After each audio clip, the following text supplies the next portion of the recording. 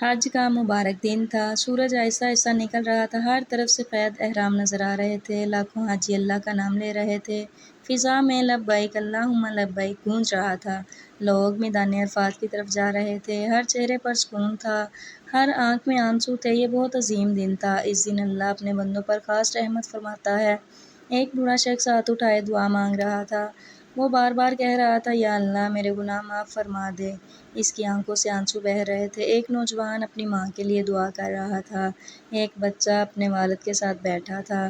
سب اللہ سے اپنے دل کی بات کر رہے تھے۔ میدان عرفات میں امیر اور غریب سب برابر تھے۔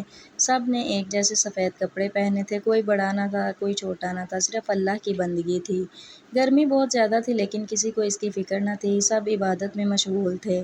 ایک حاجی قرآن پاک پڑھ رہا تھا، دوسرا ذکر کر رہا تھا۔ لوگ خاموش بیٹھ کر دعا مانگ رہے تھے۔ پہاڑ رحمت کے قریب تھے۔ لوگ اپنے گناہوں پر رو رہے تھے، اللہ سے معافی مانگ رہے تھے۔ شام ہونے لگی، سورج آہستہ آہستہ ڈوبنے لگا۔ حاجیوں کے دل بھر آئے، سب نے آخری دعائیں مانگی۔ کئی لوگوں کی آنکھیں نم تھیں، ہر کوئی اللہ کی رحمت کی امید